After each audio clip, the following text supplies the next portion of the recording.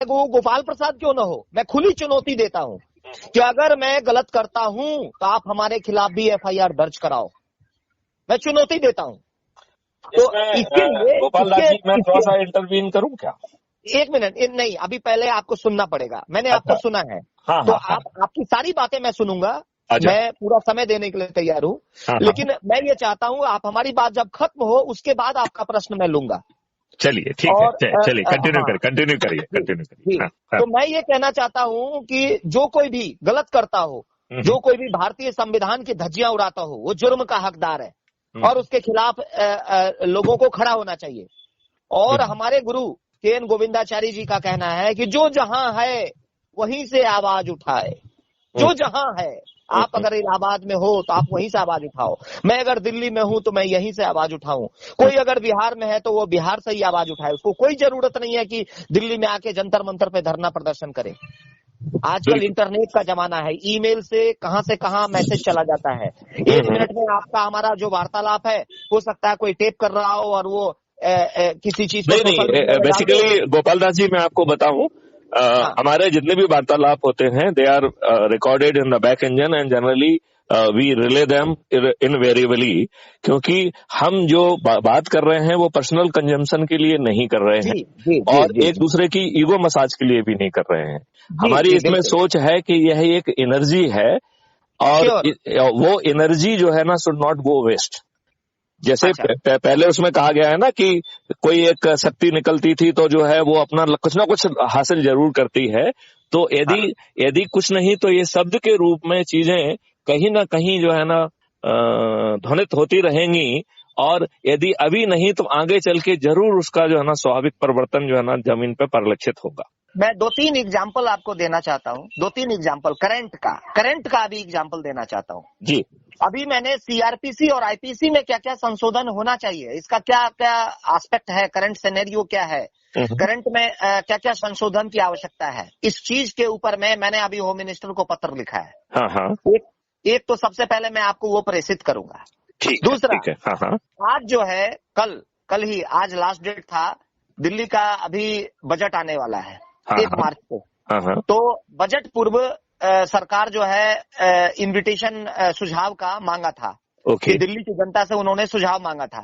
दिल्ली की कितनी जनता ने सुझाव लिखा होगा ये तो चीफ मिनिस्टर ही केवल बता सकते हैं, या उनका बाद में मैं आरटीआई का प्रयोग करके ये पूछूंगा कि कितने लोगों ने सजेशन मांगा।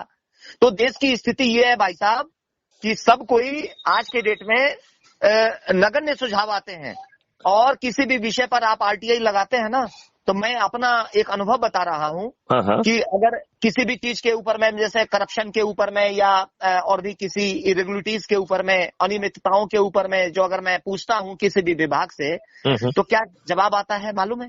जवाब आता है there is no complain. There is no complain. कोई शिकायत ही नहीं है उसके पास। तो जब शिकायत ही नहीं है तो एक्शन कहां से होगा? आप जो बात कर रहे हैं ना, उसका सबसे बड़ा आधार है, first of all we should be a complainer. सबसे पहले जो जहां जिस आदमी को जो भी कुछ गलत दिखता हो ना, सबसे पहले उसको एक शिकायतकर्ता बनना चाहिए। सबसे पहला काम होना चाहिए, शिकायतकर्ता बनना चाहिए। और दूसरों को शिकायतकर्ता बनाने की ट्रेनिंग देना चाहिए। यहां से शुरुआत होगी। आप व्यवस्था परिवर्तन की बात कर रहे हैं ना, मैंने पूरे देश में टाइम टू टाइम हमेशा मैं पत्र लिखता रहता हूं, ईमेल करता रहता हूं, व्हाट्सअप करता रहता हूं। और आप बात करते हैं उस चीज की अलख जगाने की। क्रांति एक दिन से नहीं आती है। क्रांति करने के लिए बहुत कुछ शक्तियों को जोड़ना पड़ता है और लोग क्रांति करते हैं। आप तो एक टूल या एक आइडिया दे सकते हैं। और मुझे लगता है कि विचार जो है ना वो बम से ज्यादा ताकतवर है। लेकिन उस विचार की इनपुट्स को और आउटपुट्स को, इनपुट्स को भी और आउटपुट्स को भी जोड़ने की आवश्यकता है। How to utilise the powers, how to utilise the powers. शक्तियां बिखरी पड़ी हुई हैं। शक्तियों को चुनने के लिए, जोड़ने के लिए और उसका उपयोग करने के लिए दिमाग होना चाहिए। कितने लोग करते हैं? सबको बनी बनाई हुई खिचड़ी पसंद है, वो भी चम्मच से खिला दीजिए। कोई करना नहीं चाहता, कोई पढ़ना नहीं चाहता। कोई दूसरा खिला दे तो और भी अच्छा है। कोई दूसरा खिला दे तो और भी अच्छा है। जी जी। तो ये जो समाज की मानसिकता है, मैं समाज के ऊपर में और समाज की मानसिकता को सबसे बड़ा विषय मैं टारगेट करना चाहता हूं कि इस देश की जो समस्याएं हैं, ये देश की समस्या इस देश के नागरिक है और इस देश के नागरिक की मानसिकता है। मानसिकता ये है कि भगत सिंह बहुत अच्छे आदमी थे, लेकिन मैं भगत सिंह नहीं बनूंगा और मेरा बेटा भी भगत सिंह नहीं बनेगा। How it is possible? कैसे संभव है भाई साहब? मतलब ना आप कुछ करना चाहते हैं और जो कोई दूसरा करना चाहता है, क्या समाज का जिम्मेदारी नहीं है कि उसके बारे में आप चिंता करो? जो देश की और समाज की चिंता कर रहा है, उसके प्रति हमारा समाज भी निष्ठुर है, निर्दयी है, कोई नहीं चिंता करता। आप जितने भी बड़े एक्टिविस्ट, जितने बड़ी क्रांतिकारी, सबों का इतिहास उल्टा करके देख लीजिए कि उन्होंने किस फाका कसी, किस बेबसी, किस गरीबी और किस लाचारी से जूझा है उन्होंने।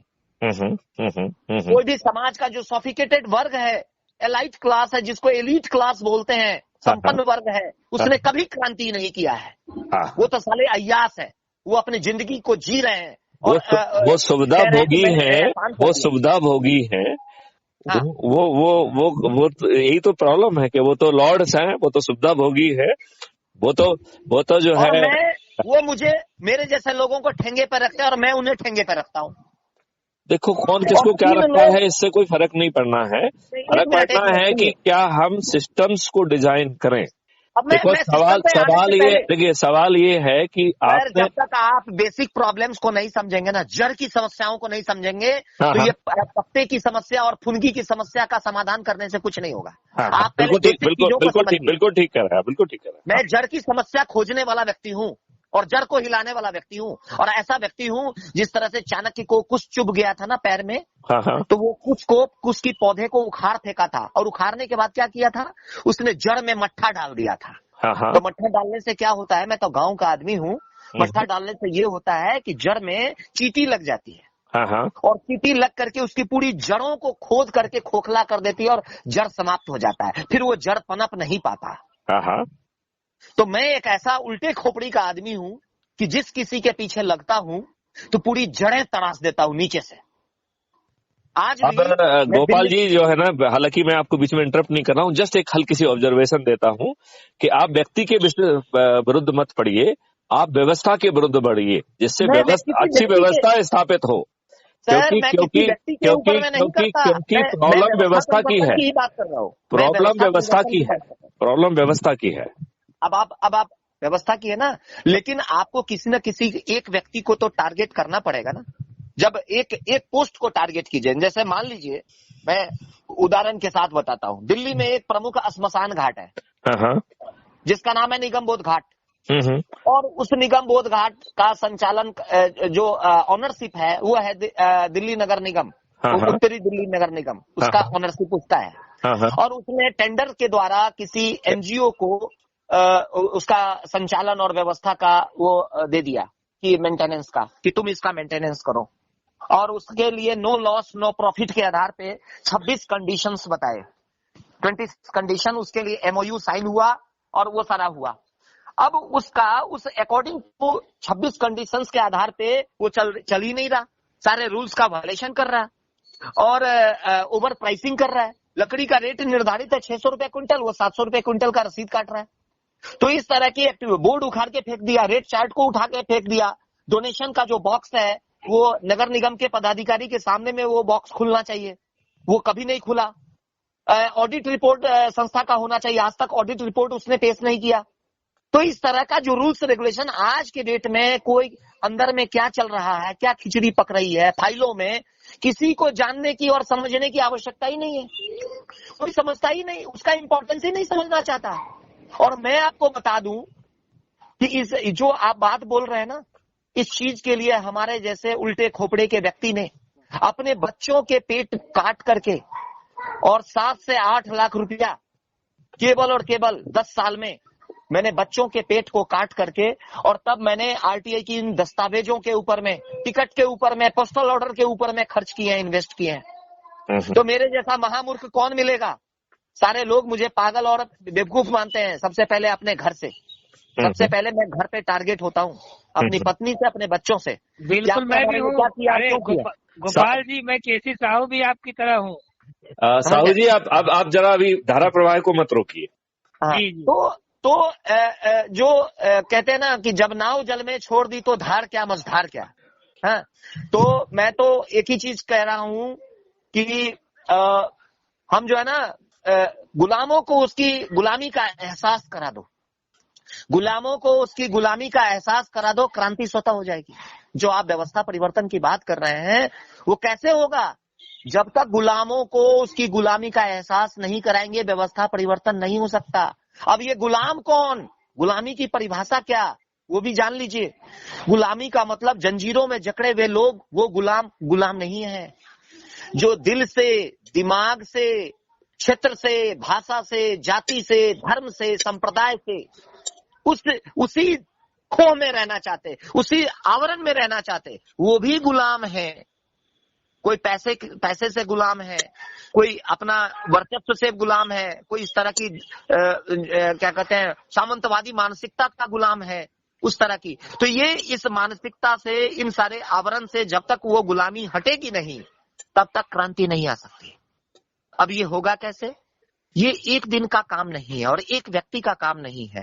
केवल आपके चाहने से, केवल निराला जी के चाहने से, केवल गोपाल प्रसाद के चाहने से ये पॉसिबल नहीं है। लेकिन इसकी कहीं ना कहीं तो शुरुआत तो होनी चाहिए ना। आज जो अपने पड़ोस में जो पेड़ लगा हुआ होगा पार्क में, उस पेड़ की छांव आपको तब इसलिए मिल रही है कि आपके पूर्वजों में से किसी न किसी व्यक्ति ने उसको बोया होगा, तब आज आप उसकी छांव ले रहे हैं। तो ठीक उसी तरह से हम आज हैं, कल रहे ना रहे, हर आदमी को कोई इस नश्वर शरीर को त्याग करके चला जाना है। लेकिन हम हमारे जो कृत्य है, हमारा जो कृतित्व है, वो कभी न कभी बोलेगा, वो इतिहास का पन्ना बनेगा। तो इस तरह से हम लोगों को अपना कर्म मानते हुए केवल कर्म के प्रति कर्मयोगी की भांति जो है अपने कार्य को करते रहना चाहिए। मैं तो यही कहूंगा। और इस दिशा में चोर की दोस्ती हमेशा चोर से होती है, डकैत की दोस्ती हमेशा डकैतों से होती है, स्मगलरों की दोस्ती हमेशा स्मगलर से होती है। तो मेरा ये जिद और जुनून है कि सच्चाई और ईमानदारी की राह पर चलने वाले लोग, जो देश के प्रति धर्मनिष्ठ है, कर्मनिष्ठ है, राष्ट्रवादी है, वो लोग एक क्यों नहीं हो सकते? बिल्कुल होंगे। तो इसके लिए सब किसी को सोचने की और अपने अपने योगदान करने की आवश्यकता है। कोई तन से योगदान करेगा, कोई मन से करेगा, कोई धन से करेगा, कोई बुद्धि से करेगा, कोई कलम से करेगा, कोई तलवार से करेगा। तो हर जिसके पास जो सामर्थ्य है उस सामर्थ्य को जोड़ने की आवश्यकता है। और मैं वही काम कर रहा हूं, मैं लोगों को जोड़ने का काम कर रहा हूं, मेरी अपनी जितनी सीमित शक्ति है। आपसे कितने लोग जुड़े हुए हैं गोपाल दास जी? मोदी जी कहते हैं कि मैं 12 घंटे काम करता हूं, तो गोपाल प्रसाद कहता है कि मैं 18 घंटे काम करता हूं। और कोई भी आदमी आकर के इस सुदामा को, नाम मेरा गोपाल प्रसाद है लेकिन मैं अपने आप को सुदामा हूं और कहता हूं, तो हमारे घर पे उन सभी किसी भी देश और समाज के लिए सकारात्मक कार्य करने वाले उन तमाम लोगों को किसी निमंत्रण की आवश्यकता नहीं है। हमारे घर पे स्पॉट वेरिफिकेशन वो करे और हमारे जीवन शैली को कहते हैं, किसी भी आदमी की औकात को अगर जानना हो ना तो उसके घर पे जाओ। तो आप हमारे घर पे आइए और आप हमारी पहले जीवन शैली को देखिए, फिर हमारे कार्यों को देखिए, हमारी दस्तावेजों को देखिए, तब आपको समझ में आएगा। चंद मिनट की बातचीत से आप किसी को क्या समझ पाएंगे? हम 5 स्टार होटल में मिले और हम अपने बारे में अमेरिका का राष्ट्रपति अपने आप को बता दें तो यह उचित नहीं होगा। उचित तब होगा, सच्चाई और ईमानदारी वो दिखती है, वो रोक नहीं सकते। तो वो जो है उसके लिए आपको भी अपने बहुमूल्य समय में से चोरी करके आपको भी हमारे पास आना पड़ेगा। बिल्कुल आएंगे भाई, हम तो आने को तैयार है। ठीक है सर। तो अब रह गई बात कि जो आपने एम्स और जो ऑब्जेक्टिव्स है आपके, उसमें हम आपके साथ हैं। उसमें हमारी भूमिका उस गिलहरी की भांति है कि भगवान श्री राम ने जब वो समुद्र को पार किया था तो उस वक्त जो है वो अपने शरीर में धूल कण को लिपट करके और उस कोने पर जाकर के गिराती थी। तो ठीक उसी भांति हमारी जो छोटी सी भूमिका है, मैं अपनी भूमिका का निर्वहन करने की कोशिश करूंगा। इस दिशा में आप क्या कर रहे हैं, आपने क्या क्या किया है, आप क्या करना चाहते हैं, आपके विचार से कहाँ कहाँ पर त्रुटियां हैं या संशोधन की आवश्यकता है, उन सारे चीजों को पहले आप मेरे पास भेजिए, हम उसका अवलोकन करेंगे। हमारे पास ज्ञान का कमी है, ज्ञान का अभाव है, लेकिन फिर भी मैं अपने ज्ञान से उसको अवलोकन करने का कोशिश करूंगा और मैं देखूंगा कि मैं क्या कर सकता हूं। फिर मैं अपने सुझाव को प्रेषित करूंगा आपके पास और आपके साथ कंधा से कंधा मिल करके हम आगे इस ऑब्जेक्टिव्स को पूरा करने की दिशा में मैं कार्य करूंगा। जी, अब आप बताएं। हेलो हेलो, एक मिनट, आप मुझे सुन पा रहे हैं क्या? हाँ जी सर। जी जी जी जी। ओके, तो सबसे पहली बात तो मैं ये कहना चाहता हूं कि आपने बड़े संघर्ष में और अभाव में और तमाम आलोचनाओं को सहते हुए इस मुकाम पे आप पहुंचे हैं, इसलिए आप ज्यादा तारीफ के काबिल हैं, ठीक है ना। दूसरी बात मैं ये कहना चाहता हूं कि जो आरटीआई है, ये 1:1 का जो है लड़ाई के गेम को हम थोड़ा सा ही संशोधित कर दें तो इसका आनंद और इसके रिजल्ट बहुत ही लाभकारी होंगे। तो प्रश्न और जानकारी कोई भी मांगे, दैट यदि हम उसे नेशनल रिपोजिटरी मान लें और जहां पे ये भी देखा जाए कि जो कोई जानकारी देने से मना कर रहा है या फिल्मसी ग्राउंड या बहानेबाजी कर रहा है, चूंकि वो एक अथॉरिटी रहेगी तो वो उन बहानों को भी काफी हद तक जो है वो निर्मूल कर पाएगी, ठीक है ना जी। और आपका शुभ नाम क्या हुआ? मेरा नाम मैथिली शरण गुप्त है। मैं आईपीएस ऑफिसर हूँ 1984 बैच का, अच्छा, मध्य प्रदेश कैडर का। 8 साल से भी अधिक जो है मैं गवर्नमेंट ऑफ इंडिया में ऑन डेप्यूटेशन था। I was IG operations Kashmir, जहां पे हमने टेक्नोलॉजी से लेके हर चीज डिजाइन की है and we could make a dramatic change in the operational process of Jammu and Kashmir. जी, ठीक है ना। चलिए, तो मूलतः मैं जो है मध्य प्रदेश कैडर का हूँ, उत्तर प्रदेश का रहने वाला हूँ, ठीक है ना। कहाँ, किस जिले से हैं? झांसी जिले से हूँ। झांसी की रानी का आपने नाम सुना ही होगा। हाँ हाँ, श्योर श्योर श्योर। और आपने मैथिली शरण गुप्त का भी नाम सुना होगा, जो कि चिरगांव जिला झांसी के ही रहने वाले थे। जी जी जी जी। तो नाम एग्जैक्टली वही है जो कि मैथिली शरण गुप्त है। और तो आप डीजी रिफाल में रहे ना सर, आप उसको नहीं बता रहे?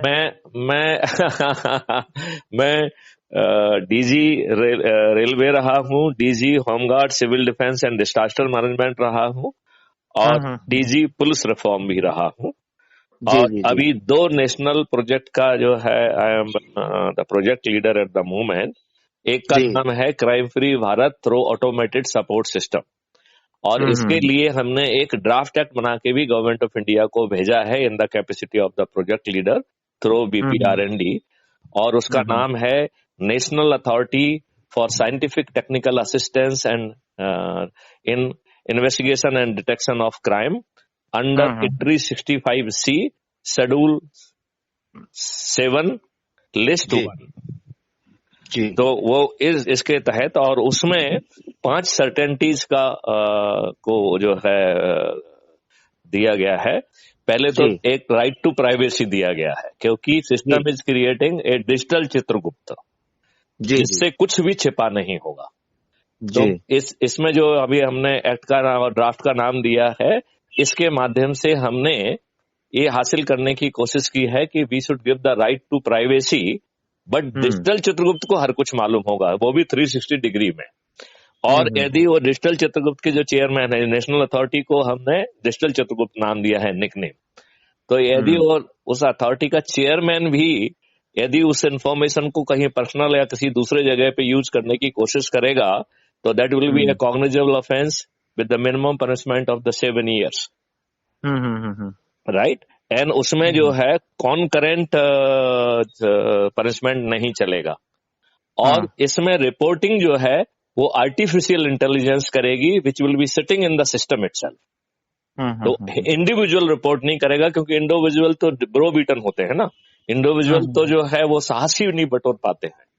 तो सिस्टम में आर्टिफिशियल इंटेलिजेंस रिपोर्ट करेगी along with the proof कि this person has committed this offense, the chairman of this authority has committed this offense। ये प्रूफ है और ये FIR है, आप जो है ना इसकी कॉग्निजेंस लीजिए, ठीक है ना, और हमारे चेयरमैन महोदय को 7 साल के लिए जेल भेज दीजिए क्योंकि इन्होंने राइट टू प्राइवेसी का जो है ना उल्लंघन किया है जी। The content would be automatically will go to the court and police if it is a violation of or if it is a some crime, right? तो वो अभी सब चीज उल्टी सुल्टी है। राइट टू प्राइवेसी क्रिमिनल्स को है, राइट टू, तो वो ये व्यवस्था बदलना चाहिए, इसलिए जो है ना सभी लोग पीड़ित हैं। और बेसिकली हम इस बात को कई बार कहते हैं और वो हम बहुत इमोशनली कहते हैं क्योंकि मुझे उसमें किसी की आलोचना करना का मेरा ध्येय नहीं रहता है, राइट? लेकिन यदि उस शब्द को नहीं कहते हैं तो वो बैकग्राउंडर को क्लियर नहीं करता है। तो मैं ये बात बार बार कहता हूं कि आपको आजादी नहीं मिली है, आपको ट्रांसफर ऑफ पावर मिला है, वो भी ब्रिटिश पार्लियामेंट में पारित एक्ट के तहत, जो कि 17 जुलाई 1947 को ब्रिटिश पार्लियामेंट में पारित किया गया था। और ये पावर ऑफ ट्रांसफर भी अंग्रेजों के द्वारा उनके चयनित व्यक्ति को दिया है। तो Jawaharlal Nehru was not your elected representative, he was the person who was selected by the English people. And ये काम जो है मिस्टर लॉर्ड माउंटबेटन और उनके साथ जो पड़ी हुई एडमिना माउंटबेटन थी उनको सौंपा गया था।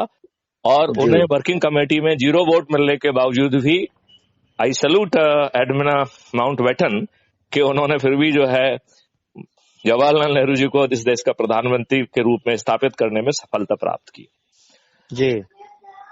जवाहरलाल नेहरू जी ने क्या किया वो सर्वविदित है कि उन्होंने जो है संविधान में 1935 के 80% से ज्यादा प्रोविजंस ले लिए जी। उन्होंने आर्टिकल 333 जैसा जो है आर्टिकल उसमें डाला जो कि 2 लोगों का रिप्रेजेंटेशन कहता है एंग्लो इंडियंस का। एक मैं अभी रिपोर्ट पढ़ रहा था जो पार्लियामेंट की किसी उसमें आई थी कि 216 जो है एंग्लो इंडियन है टोटल भारत में इस समय। तो ये 216 लोगों का रिप्रेजेंटेशन पार्लियामेंट में क्यों चाहिए, वो भी 2 सीट? ये क्या है, ये कौन लोग हैं, क्यों हैं, why their interest is need to be safeguarded? तो वो ये अंग्रेजों की वो संतानें हैं जो कि यहाँ भारतीयों के साथ उनके जो भी जैसे संबंध रहे हों उससे पैदा हुई हैं, उन्हें एंग्लो इंडियन कहते हैं। मैं ये समझ में नहीं पाता हूं कि देश के संविधान में उनके प्रतिनिधित्व को आवश्यकता क्यों समझी गई। तो इस तरीके के कानून बनाया। फिर आपको मालूम है कि आर्टिकल 370 बैकएंड से डलवाया। और सबसे बड़ी बात तो ये है कि मैं गोपाल दास जी आपसे पूछना चाहता हूं कि आर्टिकल 35A संविधान में कैसे पैदा हुआ, क्या आपको जानकारी है इस बात की? नहीं, अभी तो नहीं है। हाँ, तो आर्टिकल 35A कोई भी आर्टिकल संविधान के लागू होने के बाद बिना संविधान के संशोधन के संभव है क्या? मैं तो इतना जानता हूं कि सर जब संसद से पारित करा के सेकुलर शब्द को जोड़ा जा सकता है तो नहीं, मेरा देखिए आप विषय से भटक रहे हैं। विषय ये है कि इवन सेकुलर जोड़ना हो या जो कुछ भी जोड़ना हो उसके लिए आर्टिकल 368 में व्यवस्था दी गई है संविधान के संशोधन की। उस व्यवस्था का पालन करना होगा। लेकिन माननीय जवाहरलाल नेहरू ने एक आर्टिकल 35A पैदा कर दिया जो कि प्रेसिडेंट के नोटिफिकेशन से जारी हुआ है। और उसके नोटिफिकेशन जारी करने के लिए जो रिक्वेस्ट नेहरू जी ने भेजी थी, जो उनके अपने पर्सनल कार्यालय से भेजी थी, जिसमें कोई कैबिनेट में भी नहीं आया, पार्लियामेंट में भी जिसकी चर्चा नहीं हुई, तो उस समय प्रेसिडेंट हमारे थे राजेंद्र प्रसाद जी। उन्होंने 8 बिंदु लिख के भेजे थे कि साहब ये काम नहीं किया जा सकता, ऐसा कोई नोटिफिकेशन जारी नहीं किया जा सकता, इसके 8 कारण हैं। जिसके जवाब में माननीय नेहरू जी ने लिखा था कि मैं आपके सभी पॉइंट से सहमत हूं, आप इसे जारी करें, बाकी बातें अपन चाहे के अनौपचारिक रूप से चर्चा कर लेंगे। तो एक आर्टिकल प्रेसिडेंट के नोटिफिकेशन से जारी हुआ। अब ये अज्यूम करिए कि जब आपका पार्लियामेंट सेशन में नहीं रहता है। सबसे पहले सर मुझे ये बताएं कि ये 35A है क्या? ये 35A वही है जिसके कारण संविधान में दो जो है ना संविधान पैदा हो गए थे। जम्मू एंड कश्मीर का संविधान पैदा हो गया था, जिसमें जो है धृष्टतापूर्वक जम्मू एंड